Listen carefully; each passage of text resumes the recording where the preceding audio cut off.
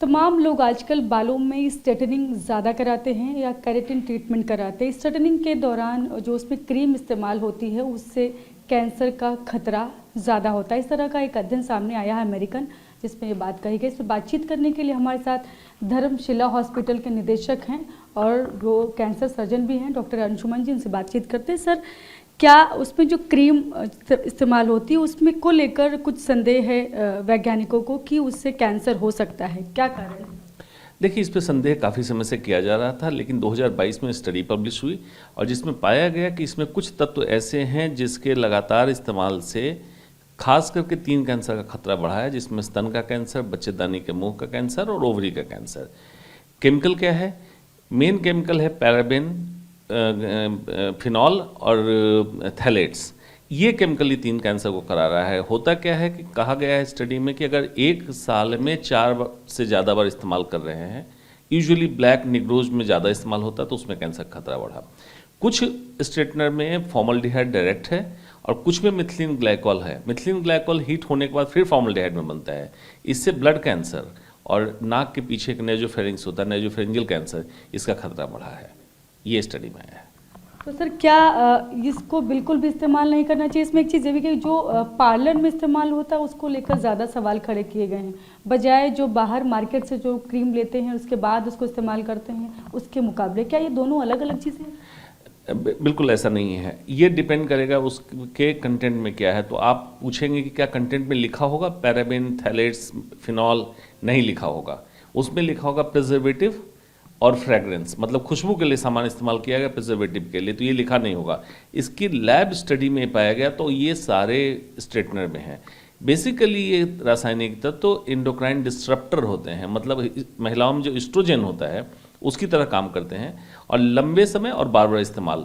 अब पार्लर में क्या होता है, जब आपको लेप लगा के बिठाया जाता है तो लगभग आधे घंटे से 1 घंटे 40 मिनट मिनिमम होता है। घर में भी आप यही करते हैं।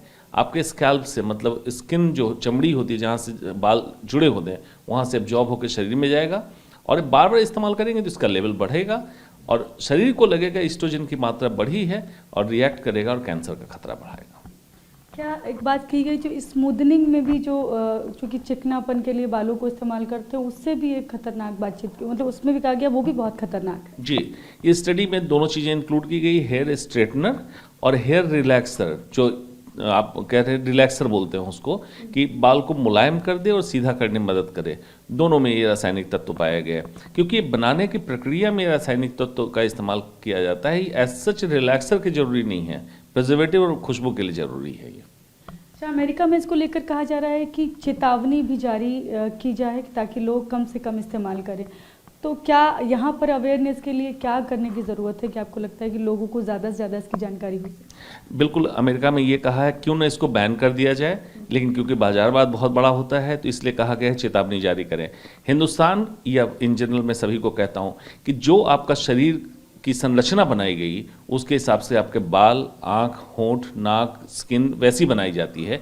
बेवजह दूसरों को कॉपी करने के लिए जो आप केमिकल का इस्तेमाल करते हैं, आज न कल इससे किसी न किसी खास बीमारी, खासकर कैंसर की संभावना मिलती है। तब आपको लगता है मैं इतने साल इस्तेमाल कर चुका, क्या करूं? तो उसके उनके लिए है ट्राई टू बी नेचुरल, प्राकृतिक खूबसूरती में विश्वास करें, वही रहें and back to basics.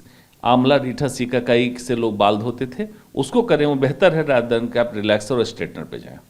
Thank you so much sir. तो ये हैं डॉक्टर अंशुमान जी हैं, जो कि धर्मशिला हॉस्पिटल में निदेशक हैं और कैंसर सर्जन। इन्होंने बताया कितना खतरनाक है ये केमिकल जो स्ट्रेटनिंग के लिए में इस्तेमाल होता है, जो केराटिन ट्रीटमेंट लोग कराते हैं इसके लिए।